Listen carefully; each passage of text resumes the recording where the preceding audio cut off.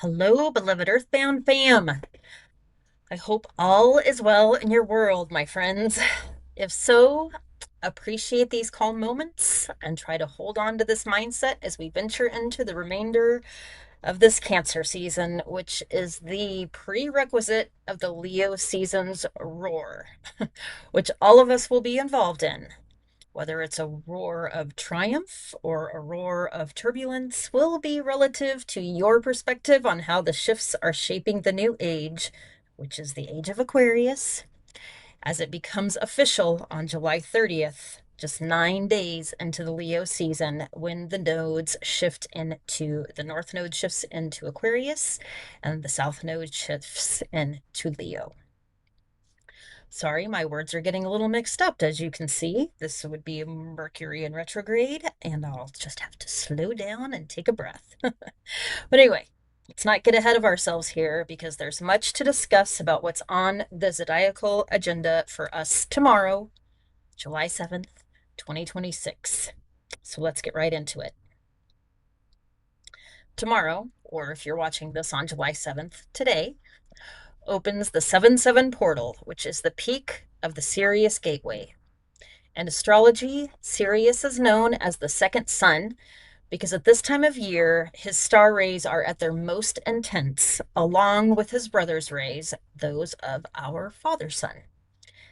Together, these star beams bring high intensity and great heat to Mama Gaia.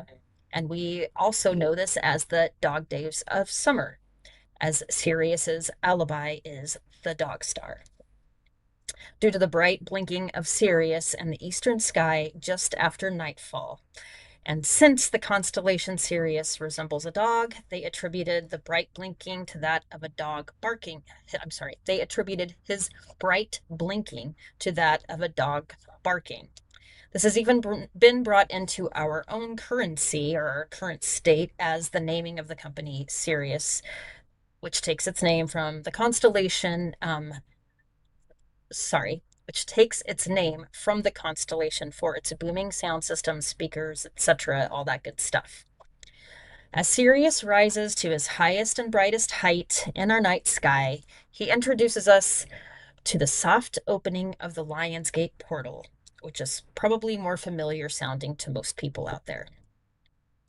As this portal begins to crack an eyelid, the energetics that are coming with it are going to become more and more intense and approaching the Lionsgate peak, which happens on August 8th or 8/8. This is the main thing I want to discuss today because it directly connects with the other two videos I put out on July 1st and July 2nd, which you can find linked in the description if you're interested in that information. As mentioned on July 2nd, our buddy NEP, or Neptune, has built a triangular roof over much of the energy spinning around the zodiac right now, holding the peak point of this roof in Aries, while Uranus holds a corner in Gemini and Pluto holds the other corner in Aquarius. And then a trine between Uranus and Pluto complete the base edge of this triangular roof. And you can see what I'm talking about in the thumbnail picture of this video, and the roof that I outlined in green, or you can go to my Substack and check out the picture there where you can further enlarge it. But anyway, let me get back to our buddy NEP. On July 7th, the 7-7 portal, uh, on July 7th, which is the 7-7 portal, our buddy NEP, who is in the 4th degree of the House of Aries, will enter into retrograde. And I just want to read you what the 4th degree represents, according to Google. In standard astrology, the 4th degree of a sign is often linked to Cancer, which is the house that we're in right now, and it represents emotional and psychological roots, the mother nurturer, and safety and nurturing. The emotional and psychological roots means it connects to your family of origin, your ancestry, and your core psychological foundation. The mother or the nurturer means, in traditional interpretations, this area represents the primary caretaker who most shaped your inner world, and that's often the mother, right? Or our mothers. And the safety and nurturing part of this means that it rules the environment, the fourth degree rules the environment where you retreat to feel completely safe and secure. So there's that. So, anyway, let me come back to this.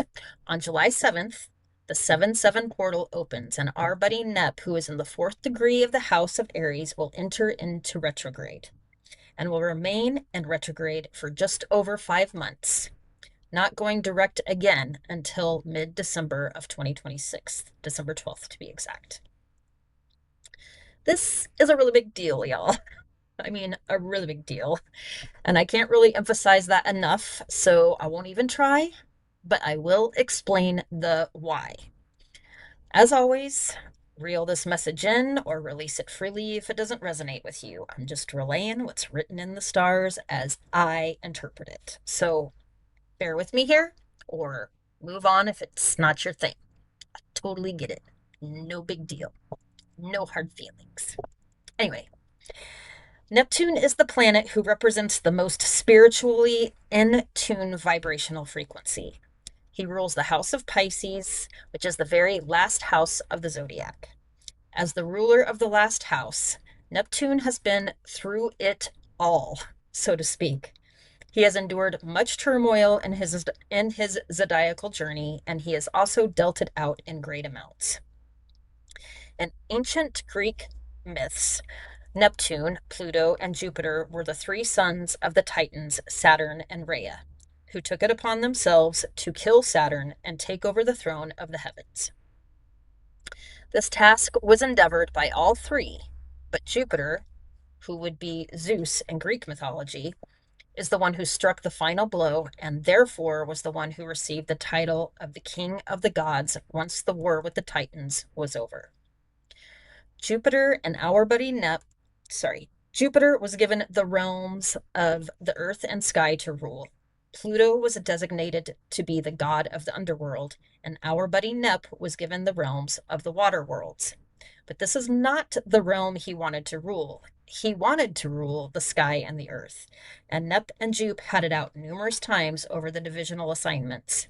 But in the end, it was not as a designation that could be switched without consent of the other Olympic gods, and they were happy with where they had assigned the three sons to rule, so Nep was schlitz out of luck, you might say, and bound to the realms of water.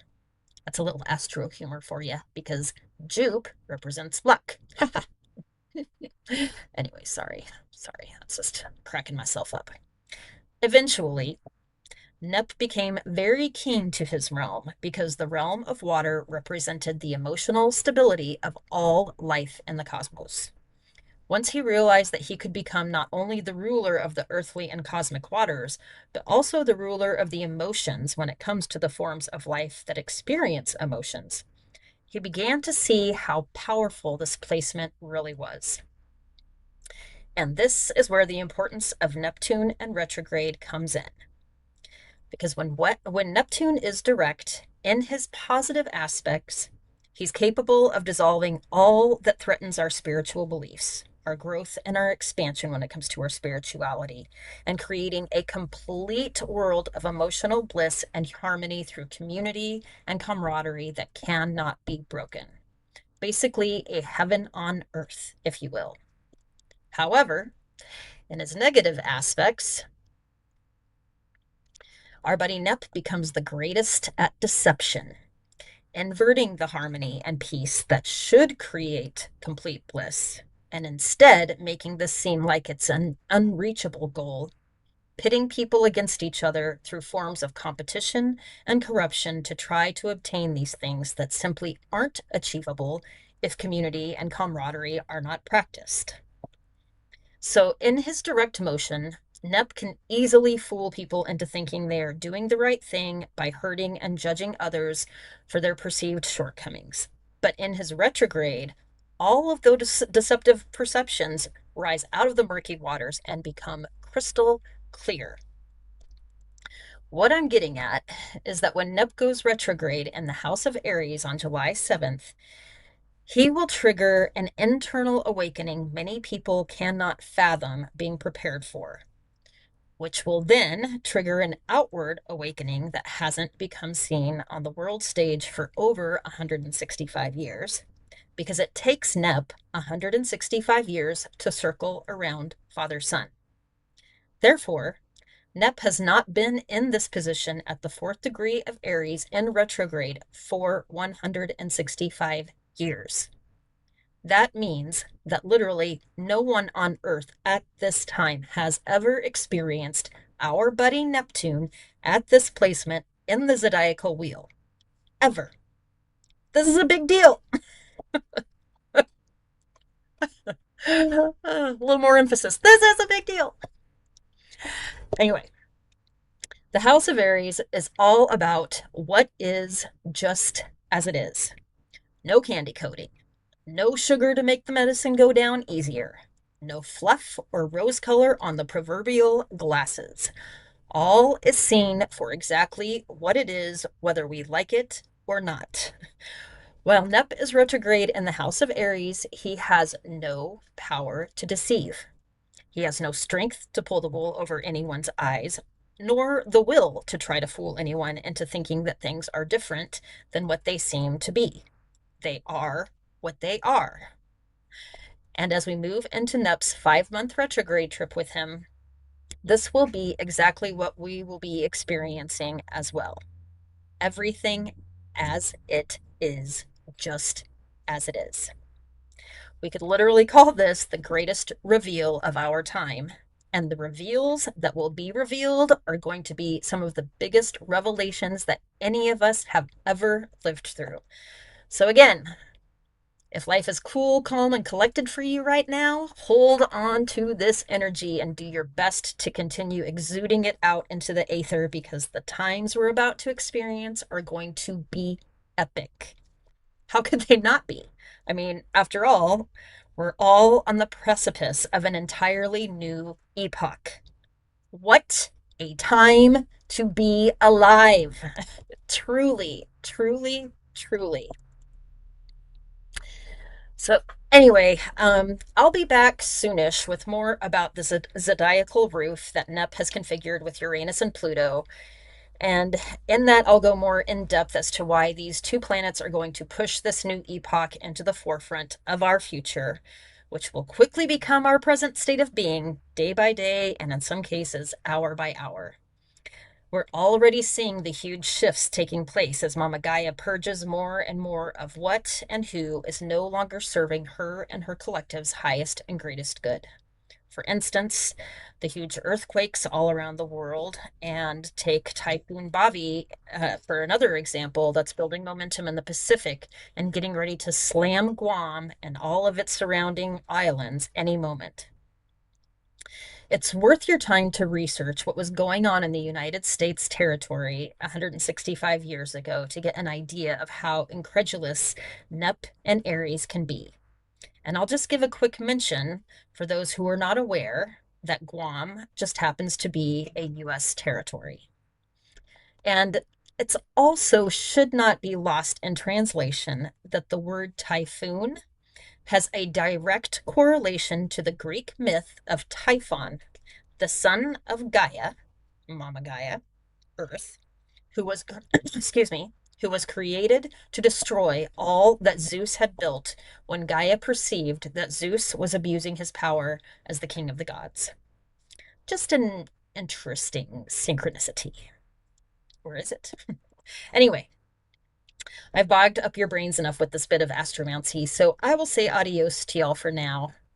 So until the next vloggy, live the life you love the gods you trust, and don't take it all too seriously, because we all came here to be enveloped by this immersive experience called human life. And we're all just living it through the desires we and our Mother, Father, God designed it to be. With that in mind, always remember, remember that you are stars, not standards. Now go shine and have yourselves a very joyful day. Blessed be.